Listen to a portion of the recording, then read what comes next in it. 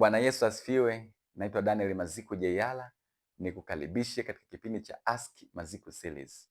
Swali la leo, kwa nini watu wema hufa mapema? Usiondoke. Swali letu la leo ni kwamba kwa nini watu wema hufa mapema? Watu ambao wanaonekana ni wema, wanafanya mema siku zote za maisha, wanaonekana kama wanakufa mapema kuliko watu wabaya. Why? Kwa nini watu wema wafe mapema sana? Bila shaka ushawahi kushtuka pia kwamba umewahi kuona au kusikia ya kwamba huyu alikuwa ni mtu mwema, anajitoa kwa ajili ya watu, lakini unashangaa tu ndani ya muda mfupi anaondoka, anatangulia mbele za haki. Kwa nini? Labda kwa nini watu wema wapotee kwa mazingira ya kutatanisha vile, kwa kifo cha haraka sana? Kwa nini? Kwa hiyo tuseme kwamba labda wema ni kitu ambacho kina how do you think of it? Unafikiriaje kuhusiana na hili jambo? Kwa nini watu wema wafe haraka? Well, moja ya sababu ambayo imenipa kulifikiria hili swali ni kifo cha Myles Munroe, Dr. Myles Munroe, ya kwamba alikuwa ni mtumishi wa Mungu ambaye alikuwa akiendelea kuendeleza ufalme wa Mungu hapa duniani, akitumiwa na Mungu katika kuimpact maisha ya watu, lakini tunakuja kushangaa mara ghafla tu kifo cha haraka sana, ya kwamba hata hajafikia kuona ule uzee, ili zile ahadi za uzeeni, lakini anachukuliwa tena kwa kifo cha ajabu sana, ajali ya ndege. Kwa hiyo ikanipa kufikiri sana, hivi ni kwa nini Mungu anaruhusu vitu kama hivi? Kwa nini Mungu anaruhusu vifo vya mapema kwa watu wema? Je, ni kwamba tuseme hapa duniani sio mahali pao sahihi kuweza kuonyesha wema wao, au sababu ni nini haswa? Ukisoma neno la Mungu katika kile kitabu cha Zaburi, Zaburi sura ya 90 mstari wa 12, Daudi anasema kwamba Mungu tufundishe kuzihesabu siku zetu. Unajua, nimekuja kujifunza kitu kwamba kusudi la mtu, kulitimiza kusudi haihusiani kabisa na miaka.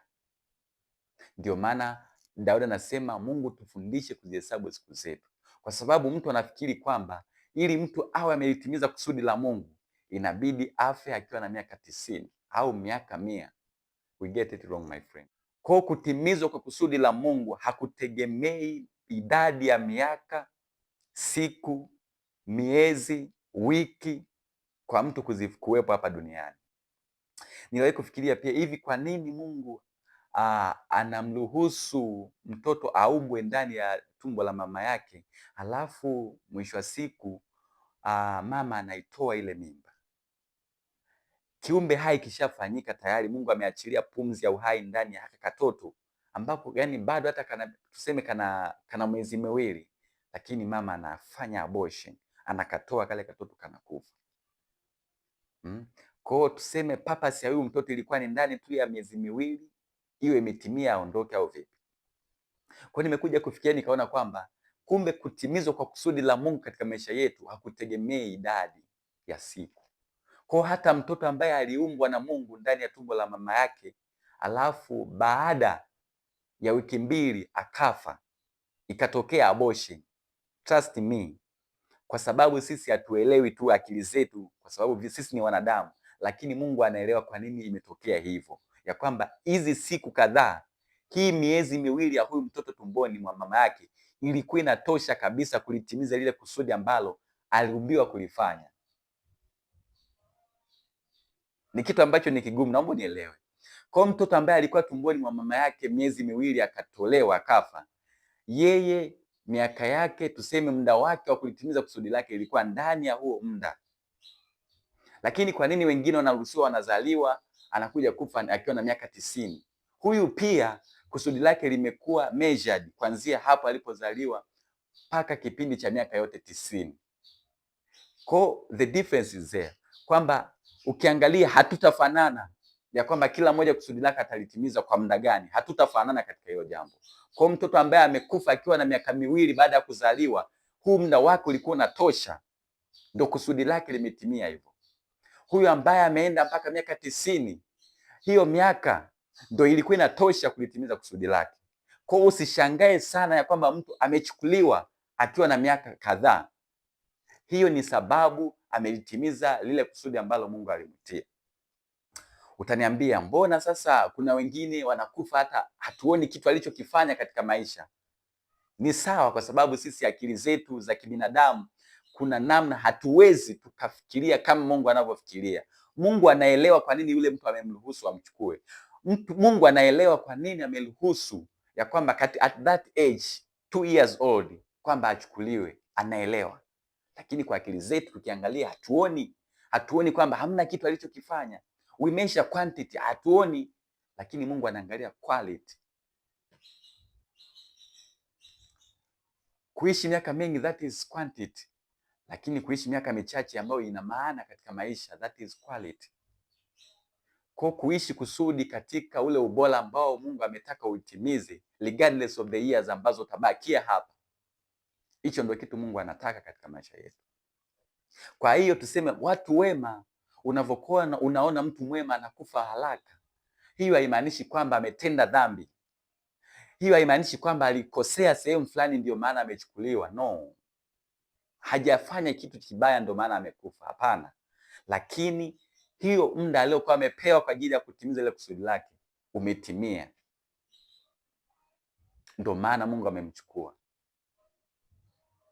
Na wengine wanaamini pia kwamba maybe ukiwa kwa Mungu au ukiokoka utakufa kifo kizuri tu, yani utakuwa umelala kitandani ukiwaaga wajukuu zako, mke wako, ndipo Mungu akuchukue.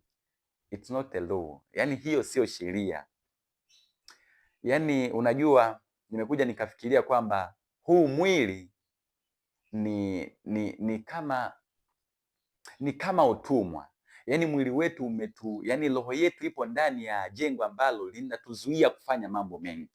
Mahala fulani Yesu Kristo anasema roho zetu ziko tayari kuomba, lakini miili yetu ni dhaifu. Kwa kumbe, yani ni kama roho zetu zimefungamanishwa, zipo kwenye utumwa, zimefungamanishwa kwenye mwili ambao hautaki kuendana na ile response ya roho. Kwa hiyo basi mimi naona mtu ambaye anakuwa anaishi katika mwili ni kama ana struggle, yani anajaribu, yupo amefungiwa ndani ya jengo ambalo hawezi akapata freedom, kwa sababu kila akijaribu kufanya hivyo mwili unamrestrict. Kwa hiyo mimi naona ikitokea mtu amekufa kwa kifo ambacho kimeshangaza, it was just a way, ilikuwa ni njia tu ya namna ambavyo ile roho ilikuwa inatolewa katika ule utumwa. Sijui umenielewa? Kwa maana yake kwamba ni Mungu alikuwa anajaribu kutafuta njia nzuri ya kuondoa ile roho yake katika ule mfungo wa utumwa ambao ulikuwa unamtawala yule mtu. Kwa mtu anavyofariki kwa njia mbaya, kwa mfano kama ajali, tuseme labda ndege imelipuka angani, it was the simple way ya kuweza kuiondoa ile roho ya mtu katika lile kaburi la mwili ambalo linaizuia roho yake. That's God's point of view. Yani hivyo ndivyo anavyoona Mungu. Sisi tunaona kwamba roho kutulia ndani ya mwili wetu ni kitu cha kawaida, lakini Mungu anaona kumbe roho ikiwa ndani ya miili yetu ni kama tupo katika ufungwa, kwa sababu unakuwa hauko free. Unataka kuomba, mwili hautaki. Unataka kufanya hivi, lakini mwili hautaki. Kwa hata kufa unataka kuondoka, lakini mwili unakuzuia. So what next? Kwa Mungu anajaribu kukuvuta kwa namna ambayo ni very easy, anasababisha ajali, mwili unatengana na roho kwa haraka. Na hicho kitu sio cha kufikiria maybe kwamba amekosea yule alifanya hivyo. No, ni ile namna ambavyo unajua Mungu ni mwema sana na akili zake sio kama akili zetu. Kwa hiyo tujitahidi sana kumwelewa Mungu. Usijudge. Listen first. We listen, we don't judge. Yeah, I need you to be the kind of such person. You have to listen first before judging. Elewa kwanza kabla ya kujaji. Usiseme kwamba Mungu amefanya hivi kwa sababu huyu jamaa kuna namna alimkosea Mungu ndio maana amesababisha hivyo. This is no, big no. Kwa hiyo tuelewe kwamba Mungu anafanya hivyo kwa sababu anataka amsave huyu mtu, amtoe katika lile kaburi, kifungo ambacho amekuwa akiishi nacho maishani. Kwa hiyo tuna struggle kutimiza kusudi letu katika miili yetu, lakini inapofikia wakati kwamba imetimia saa ya kurudi kwa Baba yetu, haijalishi ni njia gani atatuchukua, lakini always hiyo itakuwa ni the best way kuweza kuagana na mateso ya mwili. Kwa ni bora kifo cha mlipuko wa ndege angani kuliko kifo cha taratibu ambacho mtu anakuwa kitandani anateseka na ugonjwa hivyo hivyo. Kwa yani nachotaka kusema ni kwamba the story is somehow different kwa kila mtu. Kwa kila mtu anachukuliwa kulingana na Mungu anavyoona ni vyema, na kifo cha mtu mmoja kisikufanye udefine tofauti. Praise God kwa kile kitu ambacho kimetokea. Pengine pia sababu ya mwisho, huwa anaona kwamba mtu akifa kwa tukio ambalo ni la ajabu sana, kwa mfano kama Miles Monroe, ya kwamba ile plane crash ilivyotokea, mlipuko wa ndege, ni namna pia ambavyo Mungu huwa anatutangaza ya kwamba may look there, kwamba kuna zile headline kwenye taarifa za habari ya kwamba kuna tukio limetokea, mtu fulani amefariki, ya kwamba kila mmoja anakuwa aware. Yaani ni kama Mungu anatutangazia kwamba yes, nimemchukua mtu wangu. Kwa ni kitu pia ni chema, mimi naona tofauti na ile kwamba labda imetokea tu ni kitu cha kawaida, waga imetokea tu ni ile upo kitandani umefariki, ambacho yani hata akina headline sana. Kwa kuna namna pia Mungu anatangaza ile ukuu wake kupitia sisi, ya kwamba hebu angalieni the headlines kwamba kuna ajali fulani imetokea, mtu fulani mwema ameondoka. Hiyo inakupa kuangalia yale ambayo ameyatenda, zile footprints, ile legacy ambayo huyu mtu ameiacha. Kwa kumbe wakati mwingine inatokea hivi ili sisi to draw our attention kwenye kile kitu ambacho yule mtu amekifanya kwa ajili ya ufalme wa Mungu. Kwa siku zote mtu mwema akiondoka mapema, huo ni muda sahihi wa kwake kuweza kurudi kwa baba yake. Mungu akubariki sana.